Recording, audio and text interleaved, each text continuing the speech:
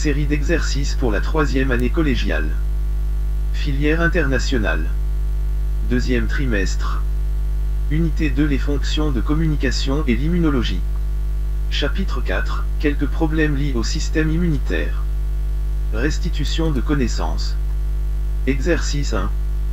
Définissez les termes ou expressions suivants. Allergène, mastocyte, histamine, immunodéficience, VIH, allergie, dépistage. Contagion, test cutané, infection sexuellement transmissible, transfusion sanguine.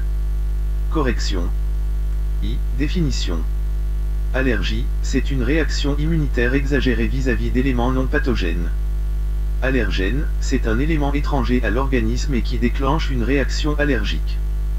Mastocyte, c'est une catégorie de leucocytes, globules blancs. Histamine, substance sécrétée par certains leucocytes et qui sont responsables des symptômes des allergies. Immunodéficience, incapacité de résister aux infections à cause d'un affaiblissement plus ou moins grave du système immunitaire.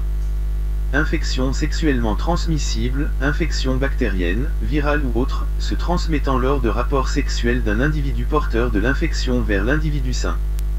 VIH, virus responsable du sida. Groupe sanguin. Un groupe sanguin est une classification reposant sur la présence ou l'absence de certains antigènes à la surface des globules rouges, hématies. Transfusion sanguine. La transfusion sanguine consiste à transférer, au moyen d'une injection intraveineuse, un produit sanguin dans l'organisme d'un patient. Dépistage. Dépister une maladie, déceler sa présence éventuelle dans l'organisme. Contagion, transmission d'une maladie à une personne saine, par contact direct ou indirect. Contamination, infection. Test cutané, examen médical effectué au niveau de la peau et visant à mettre en évidence les substances pour lesquelles une personne est éventuellement allergique. Exercice 2. 2 parmi les propositions suivantes, indiquez celles qui sont correctes et corrigez celles qui sont fausses. A. Une réaction allergique est une réaction immunitaire, exagérée vis-à-vis d'un virus ou d'une bactérie. B. Toutes les personnes allergiques sont sensibles aux mêmes allergènes. D. L'immunodéficience est un effondrement du système immunitaire qui n'accomplit plus ses fonctions correctement. E. Le VIH est un virus qui s'attaque aux cellules du foie. F. Les symptômes des infections sexuellement transmissibles apparaissent uniquement au niveau des organes génitaux. G. On peut faire une transfusion sanguine dans le sens O, RH, vers, B, RHE. Correction. 2. A. Faux. Une réaction allergique est une réaction immunitaire, exagérée vis-à-vis d'éléments non pathogènes. B. Faux. Chaque personne allergique est sensible à des allergènes qui lui sont propres. C. Vrai. D. Vrai. E. Faux. Le VIH est un virus qui s'attaque aux lymphocytes T4. F. Faux. Les symptômes des infections sexuellement transmissibles peuvent apparaître au niveau des organes génitaux ou d'autres organes. G. Vrai. Exercice 3. 3. Complétez les couples suivants en associant à chaque chiffre du premier groupe, la lettre qui indique une proposition correspondante dans le deuxième groupe, voir tableau. Premier groupe. Deuxième groupe. Un individu du groupe sanguin A. A. Il possède des anticorps anti-A dans le plasma. 2. Un individu du groupe sanguin B. B. Il possède des antigènes A et B sur les globules rouges. 3. Un individu du groupe sanguin AB. C. Il possède des anticorps anti-B dans le plasma. D. Il ne possède au niveau du plasma ni les anticorps anti-A ni les anticorps anti-B. 4. Un individu du groupe sanguin O. Correction. 1. C. 2. A. 3. B. 4. A et C. Raisonnement scientifique et communication écrite et graphique. Exercice 1. Chez un patient atteint de sida, on a étudié à partir de la contamination par le VIH, l'évolution du nombre des lymphocytes T4 et la quantité du virus dans le sang, ainsi que la concentration plasmatique des anticorps, anti-VLH. 1. Comment expliquez-vous l'augmentation du nombre des lymphocytes T4 et de la concentration des anticorps, anti-VLH, durant les 12 premiers mois qui ont suivi la contamination? 2. Analysez et interprétez l'évolution des 3 paramètres étudiés entre 18 et 84 mois après la contamination. Correction. 1. Durant les 12 premiers mois de l'infection au VIH, la réponse immunitaire se déroule presque normalement. En effet, le nombre des lymphocytes T4 et la quantité des anticorps augmentent, et la quantité du virus devient assez faible à la fin de cette phase. 2. Entre 18 et 84 mois après la contamination, le nombre des lieutenants 4 diminue fortement. Suite à leur destruction par le VIH, est vu le rôle central des lymphocytes T4. Dans les réponses immunitaires, la quantité des anticorps diminue aussi fortement. Le système immunitaire ne peut plus faire face au virus dont la quantité augmente fortement. Exercice 2. Les groupes sanguins. Les groupes sanguins du système ABO se définissent par des antigènes absents ou présents au niveau de la membrane plasmique des hématies, globules rouges, et par des anticorps absents ou présents dans le plasma. Complétez le tableau suivant pour définir les 4 groupes de ce système.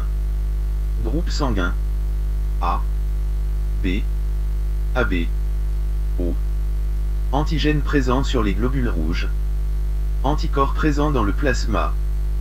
Pour réussir une transfusion sanguine, à quelles conditions doivent satisfaire les globules rouges du donneur et le plasma du receveur? En respectant ces conditions, représentez sous forme de schéma la règle de transfusion sanguine entre les 4 groupes sanguins A, B, AB et O. Correction. Groupe sanguin A, B, AB, O. Antigènes présents sur les globules rouges. A, B, A et B. Rien. Anticorps présents dans le plasma. Rien. 1. 2. Pour réussir une transfusion sanguine, le sang du receveur ne doit pas contenir des anticorps qui puissent agglutiner les globules rouges du donneur. 3. La règle de transfusion sanguine par rapport au système ABO. O donne à A. O donne à AB. O donne à B. O donneur. AB. Receveur. Exercice 3. Les allergies. Le schéma ci-contre représente une étape du mécanisme de la réaction allergique. 1. Que représentent les symboles A, M et LGE? S'agit-il de la phase de sensibilisation ou la phase de l'apparition des symptômes? Justifiez votre réponse. Décrivez brièvement ce qui se passe durant les étapes 1, 2 et 3 représentées sur le schéma. Correction. Exercice 4. Les infections sexuellement transmissibles. Le document 3 présente 4 microbes responsables de 4 infections sexuellement transmissibles, IST. Document 3, 4 exemples d'IST. Précisez pour chaque cas s'il s'agit de virus ou de bactéries. Présentez brièvement pour chaque cas les symptômes et les conséquences de l'infection sur la santé. Quelles sont les conduites à tenir avant d'attraper une infection sexuellement transmissible? En cas de doute. Si l'on découvre qu'on a contracté une infection sexuellement transmissible. Correction. Virus. Bactérie. Virus. Bactérie.